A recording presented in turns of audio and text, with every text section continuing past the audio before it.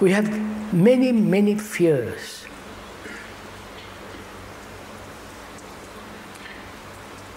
Fear of darkness, fear of living, fear of public opinion, fear of what my neighbor might say, fear of my wife or husband or the girl or the man, fear of insecurity,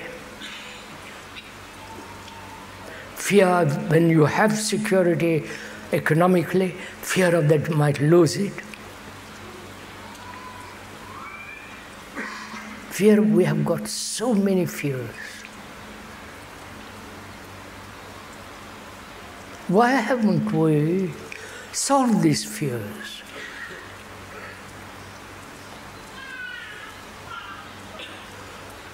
You have solved the problem of war, that is to continue war.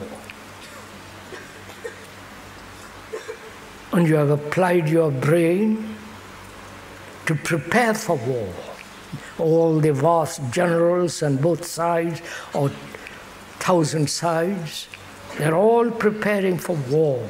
Plans, submarines, airplanes, blah, all the rest of it. They've exercised their brain to produce all that. And why hasn't that same brain applied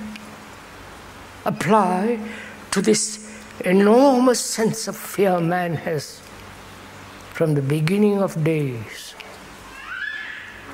Why? Which means, why have you, the speaker, have not gone into this question seriously, as you do go very seriously when you are hungry, when you are ambitious, when you want more money, you work at it. Why have we not gone into this question of fear? The psychologists, the therapeutists have explained the causes of it in different ways. If we could put aside all what they have said, because after all, it's all what they have said may be merely verbal. They might be as scared as you. Probably they are. I met several of them. I know they are scared like you about something or other. And why have we not solved this question? And is it possible to end fear? We're going to go into that. Apply not only your feelings, your emotions and your brain to work at this. Not escape from it. Not try to rationalize it. But to see why we are incapable or allowed ourselves to become incapable.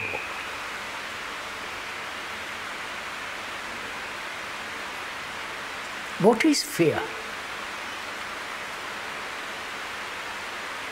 And you know, when there is fear, the nature of it, how it throbs, how your physical, the organism shrinks, how your brain becomes addled, almost paralyzed. Don't you know all this? Am I describing something abnormal? It's a fact. It affects your sleep. It affects your daily life. It brings suspicion, anxiety, depression. And you cling to something and hope that won't change and that won't bring fear.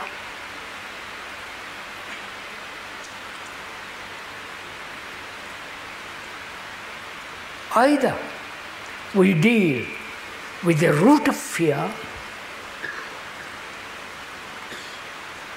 or we trim the branches of fear. Right? Right, sir? Which do you want to do? Trim the branches of fear. Please, I'm asking, when he's asking this seriously, don't neglect what the speaker is asking. Do you want to deal with the branches of fear, the 1,000 fears, like a lovely tree?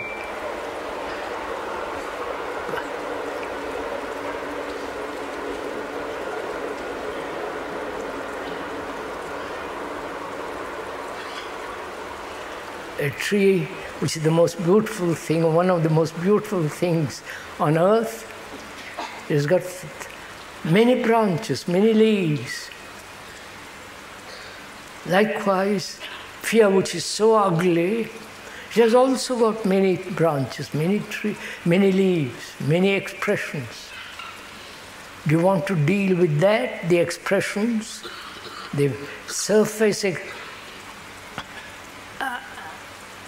and outside, or do we go together into the root of it? Personally, the speaker doesn't want to go into trim the branches, which is so futile. So let's together find out what is the cause of fear. We know all the expressions of fear. So if we can find the root of it, the expressions can wither away. So what is the cause or causation of fear?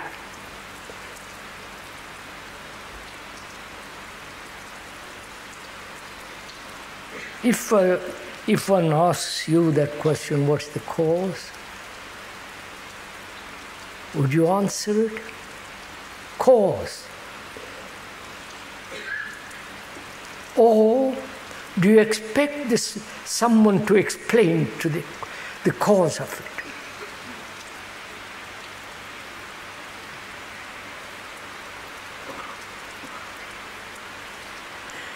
The explanation is not the fact. Right? You may paint a marvelous picture of the mountain, hung in all the museums of the world.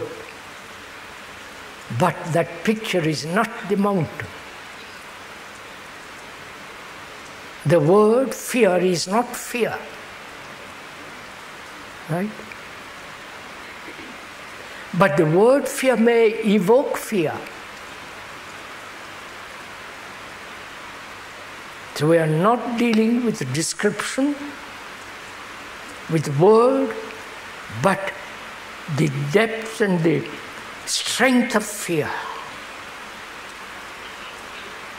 And we are trying to find out together, not I explain, you accept, but together find out for ourselves so that it is, you discover it. Therefore, it's your truth, not somebody else's truth. You can't live with someone else's truth. You can only live with truth. So what is the cause of it?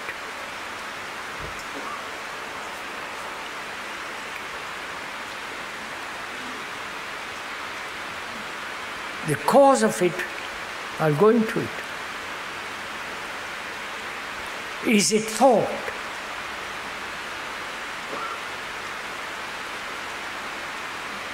Is it time?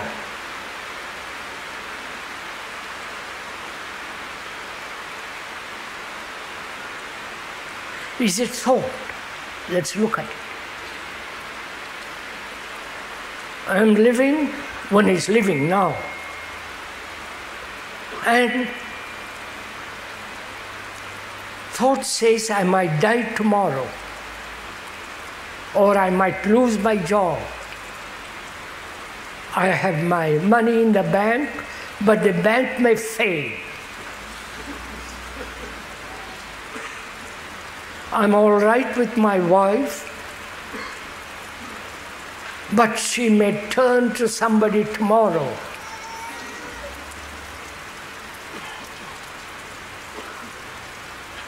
I have printed a book, and I hope it will be a great success. Which means fear. I want to be known, which is the most childish thing in the world. I want to be known, and somebody is known already much more than I am. So there is this thinking, that is, thinking I might lose, I might gain, I might be lonely. So thinking is one of the factors of fear, right? I'm all right with my friends, with my wife and my children, but I also know, I've experienced this sense of desperate loneliness. Don't you know it? A sense of deep, frightening loneliness. And I'm frightened. Have you ever examined what loneliness is, why it has its cause?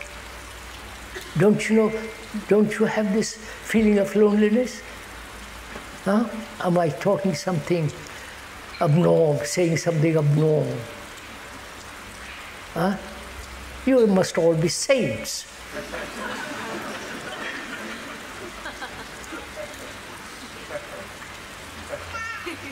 So what is this loneliness? Which causes, you understand, sir? Which causes attachment, holding on to something, however illusory, however false, however meaningless.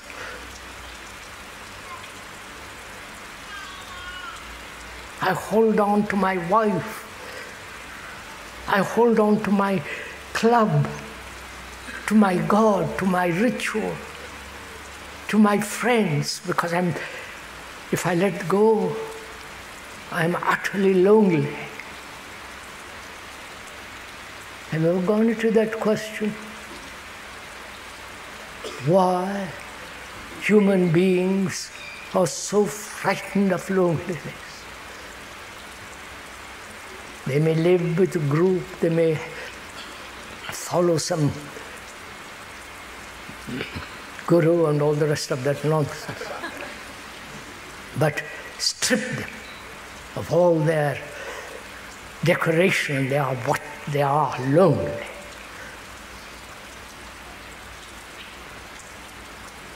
Why? Why are they? What is loneliness?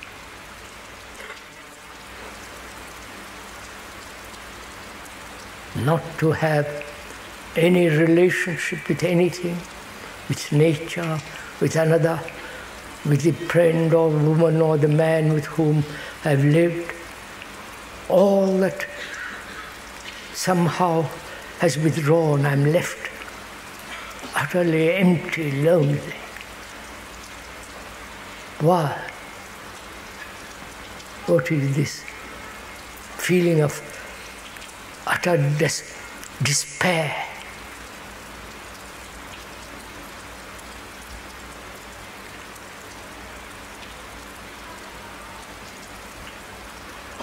I'll explain, but the explanation is not the fact.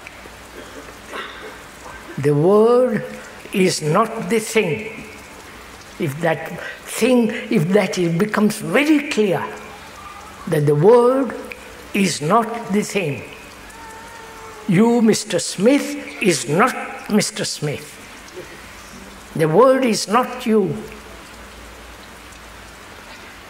When you say my wife or my husband, that is, you understand? Yeah, I'm glad you understand that at least.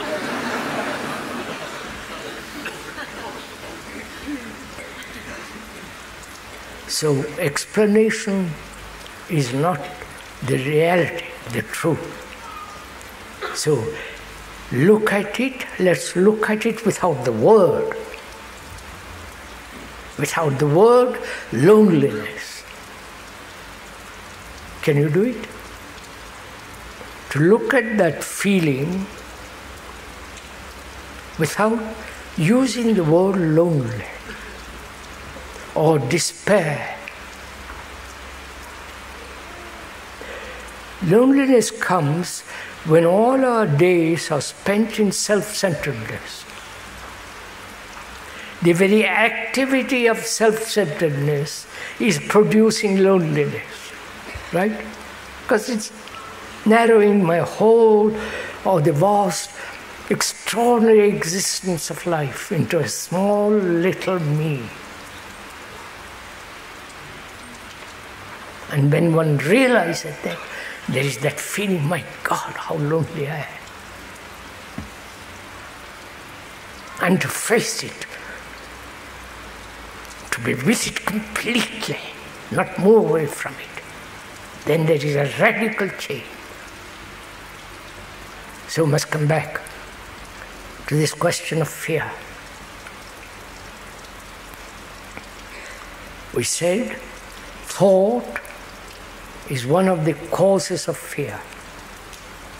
Obviously. I am thinking about death because I'm old man or young, or you see some hearse going by with all the flowers, horses, cars. What a civilized country this is. With all the noise of death.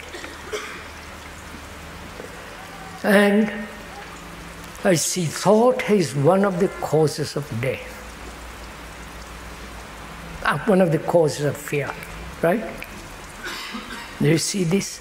Obvious fact, right? Right, sirs?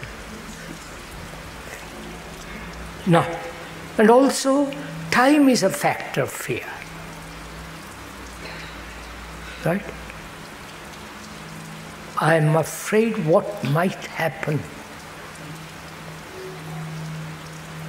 I am afraid of something I have done which others are using as a blackmail. You follow? I am afraid of that. So time and thought are the root of fear. Time and thought, there is no division between thought and time. Thought is time. Right?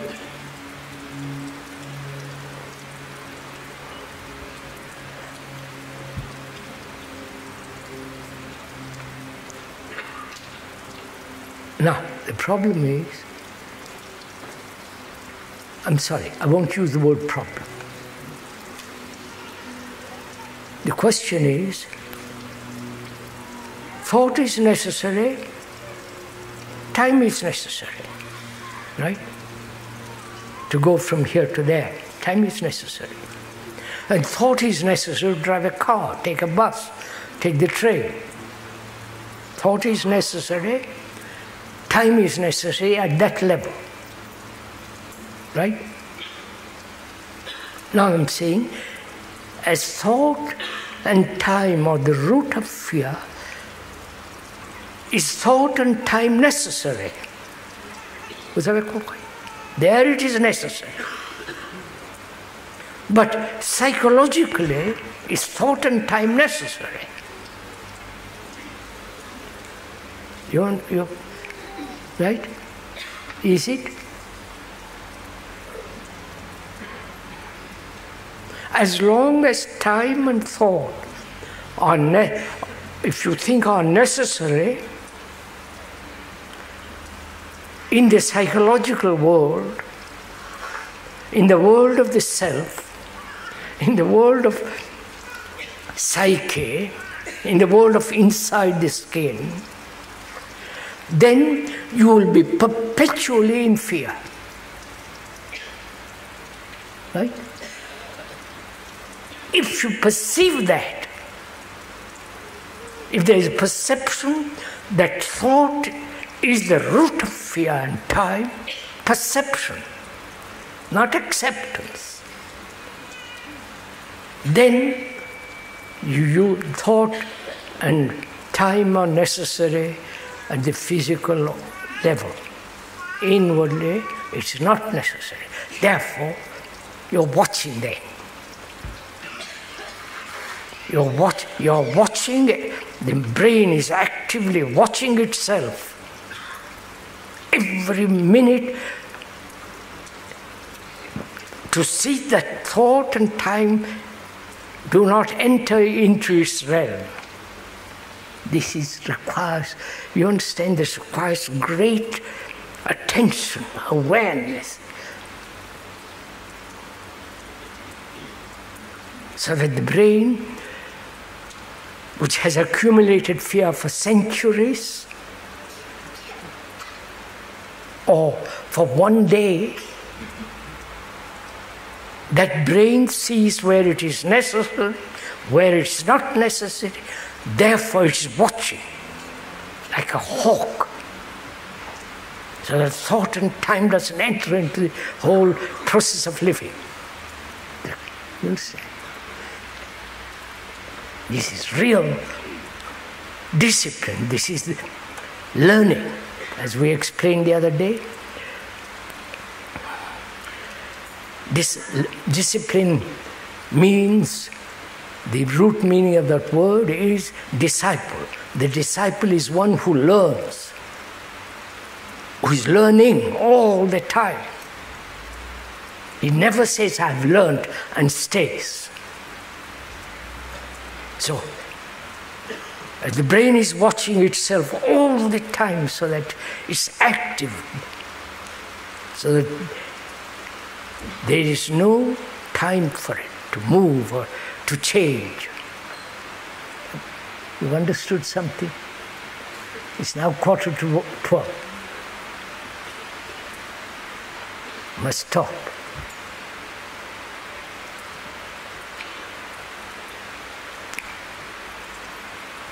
Sisters and ladies,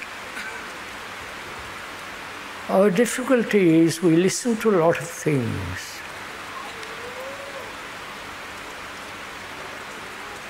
We know a great deal.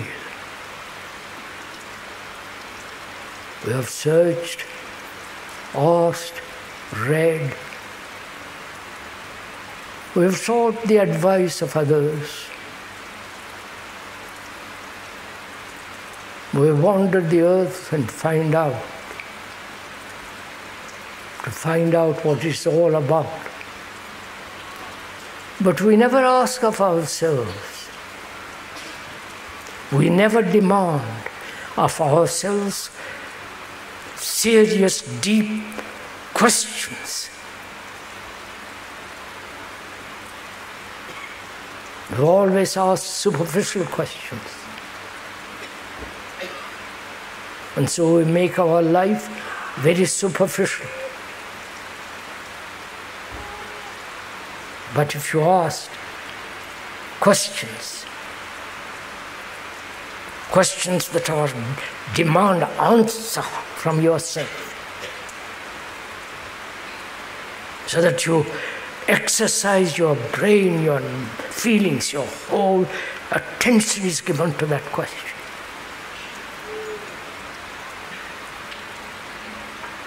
Then you begin to discover for yourself without being told by anybody, including this speaker.